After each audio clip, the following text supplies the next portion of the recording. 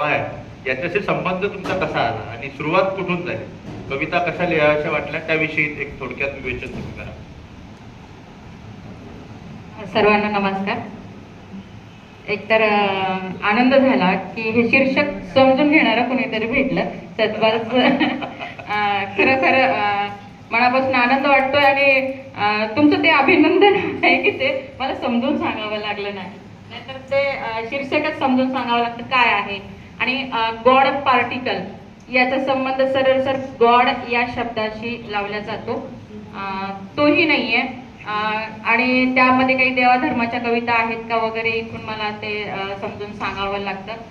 मी सर्वप्रथम हे सांगू इच्छिते की मी नास्तिक आहे, देव न मानणारी आहे, निसर्ग मानणारी आहे, निर्मित मानणारी आहे.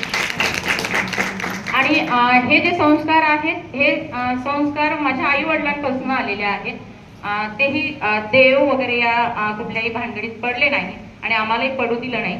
मी 5 बहिणीतली एक 3 नंबरची बहीण. 5 मुली असल्या तरी वडील मुली झाल्या म्हणून दुःख न मानणारे, आम्हाला वाचनाची प्रचंड आवड लावणारे. कामगार कल्याण केंद्रामध्ये वडील नोकरी करत होते आणि तिथे मोठी लायब्ररी असते आणि ते लायब्ररीतली पुस्तकं उन्हाळ्याच्या सुट्ट्यांमध्ये, दिवाळीच्या सुट्ट्यांमध्ये आणि एरवी सुद्धा ते गठ्ठाच्या गठ्ठा वडील घेऊन यायचे. आणि तो वाचनाचा संस्कार तेव्हापासून लागलेला आम्हाला. मी शिक्षक आहे आणि माझ्यावर माझ्या शिक्षकांचा सुद्धा फार मोठा प्रभाव आहे. माझे एक शिक्षक होते प्राथमिक विभागामध्ये, सुरेश धनगर. ते त्या काळचे महत्वाचे औरंगाबादमधील कवी मानले जायचे आणि ते कविता तेव्हा आम्हाला वर्गामध्ये वाचून दाखवत होते. तिथूनच त्यांनी आम्हाला काही लिहायला प्रेरणा दिली आणि तिथून थोड्याफार बालकविता सारख्या कविता आम्ही छोट्या छोट्या लिहायला लागलो. परंतु ते लिखाण काही फार गांभीर्याने घेण्यासारखं झालं नाही. पुढे शाळेपासूनच नाट्य चळवळीशी मी जोडल्या गेले. 11वी 12वीला आल्यानंतर महत्वाचे नाटककार अजित दळवी, अनुया दळवी यांच्याशी संपर्क आला आणि त्यांच्यासोबत सुद्धा मी नाटकात काम करू लागले. कॉलेज जीवनामध्ये काव्य स्पर्धा व्हायच्या, काव्य वाचन स्पर्धा वगैरे.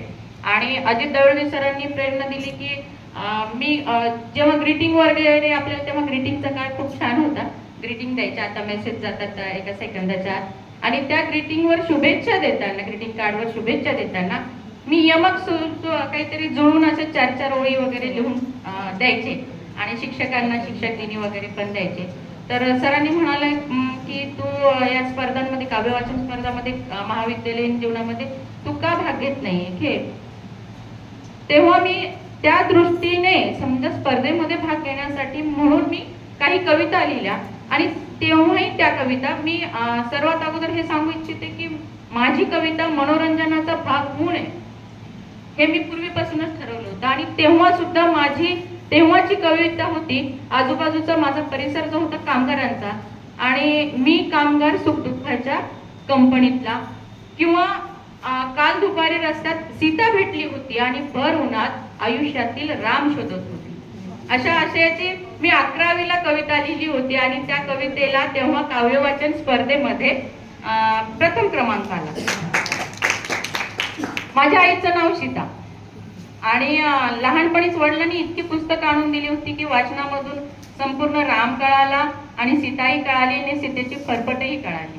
आणि अजूनही माझ्या कवितेमधून सीता काही जात नाही. या कविता संग्रहामध्ये सुद्धा अनेक 2 कविता किंवा पौराणिक संदर्भ असलेल्या पौराणातल्या काही महिला आहे, अहिल्या वगैरे आहे, याच्यावरच्या कविता तुम्हाला वाचायला मिळतील.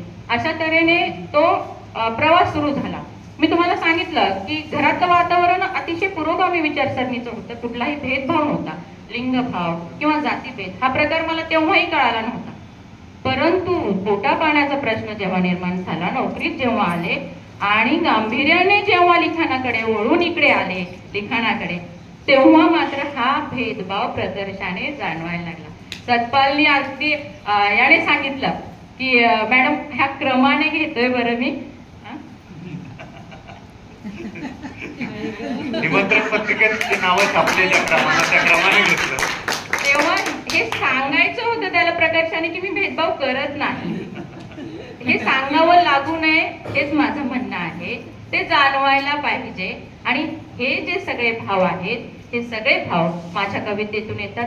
मी यापुढेही माझ्या कवितेमध्ये मी नेहमी सांगते की मनोरंजनासाठी तुमच्या हातामध्ये आता सध्या भरपूर, पूर्वी तरी आपण वेळ घालवायचं साधन किंवा काहीतरी मनोरंजन म्हणून पुस्तकं वाचत होतो. आता कोणीही मनोरंजन म्हणून पुस्तक वाचत नाही. साहित्य हे मनोरंजनाचा भाग होऊ नये आणि माझी कविता तरी मनोरंजनाचा भाग होऊ नये असाच मी प्रयत्न करत असते.